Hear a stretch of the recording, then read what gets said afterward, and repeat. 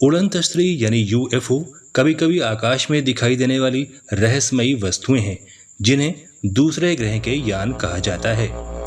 विश्व उड़न तस्त्री दिवस यानी वर्ल्ड यूएफओ डे के अवसर पर आज प्रस्तुत है मेरी documentary film hello aliens message from earth के कुछ अंश। इतिहास पर नजर चढ़ी विमान सुनु सखा विभीषण।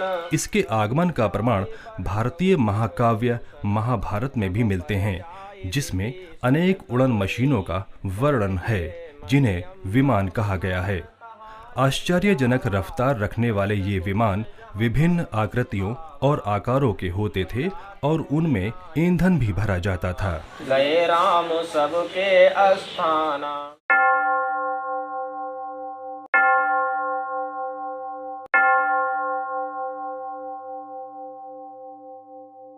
बाइबिल में रहस्यमयी बादलों का जिक्र मिलता है जो आकाश में तैरते हुए अपने पीछे चलने वालों का मार्गदर्शन करते थे। ये बादल रात में अक्सर आसपास के क्षेत्रों को प्रकाशित करते भी देखे गए, जो सुबह होने तक लोगों को रास्ता दिखाते रहते थे। आकाश में विचरण करती ये चीजें बिल्कुल ऐसे काम करती हुई प्रतीत होती थी मानो किसी के द्वारा नियंत्रित की जा रही हों।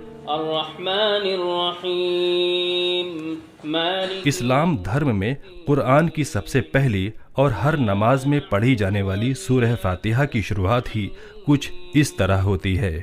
तमाम तारीफें उस अल्लाह के लिए जो तमाम आलमों या दुनियाओं का रब है। अर्थात कुरान इस तथ्य का समर्थन करता है कि हमारी धरती के अलावा इस ब्रह्मांड में और भी सभ्यताओं का अस्तित्व है।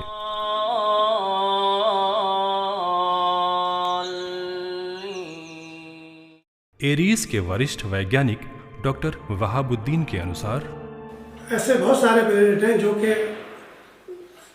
हैबिटेबल जोन में पाए गए हैं तारों की तरफ,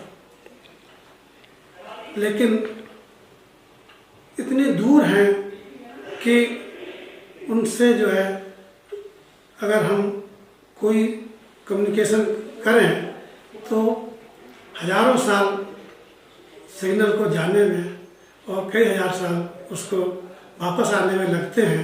वर्ष 1960 में प्रोजेक्ट ओज़मा के तहत पृथ्वी से दूर जीवन की खोज के लिए सेटी यानी search for extra terrestrial intelligence कार्यक्रम शुरू किया गया था, जिसके माध्यम से दुनिया के प्रख्यात वैज्ञानिक अपने विशाल टेलीस्कोप के सहारे अंतरिक्ष में संभावित बुद्धिमान प्राणियों के लिए खोजरत हैं। इस टीम की वैज्ञानिक जिल टार्टर ये मानने को तैयार नहीं है कि इस ब्रह्मांड में हम शायद अकेले बुद्धिमान प्राणी हो। वो तर्क देती हैं कि हम पृथ्वीवासी भी आखिर उसी धूल से बने हैं जिससे अन्य ग्रह नक्षत्र आदि बने हैं।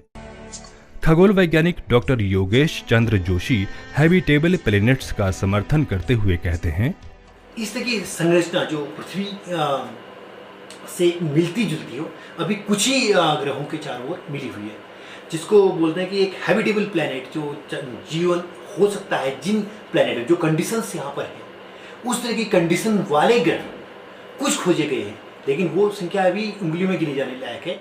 चैनल का ये एपिसोड कैसा लगा और आगे आप किन विषयों को देखना चाहते हैं, हमें कमेंट बॉक्स में जरूर बताएं। अगर आपको चैनल पसंद आया हो तो इसे सब्सक्राइब, लाइक और शेयर जरूर करें ताकि हम ज्ञान विज्ञान की नई नई जानकारियां इसी तरह आप तक पहुंचाते रहें।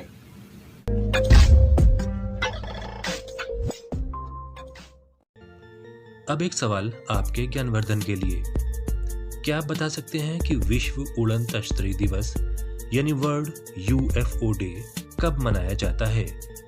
इस सवाल का जवाब है विश्व उड़न तस्त्री दिवस 2 जुलाई को मनाया जाता है।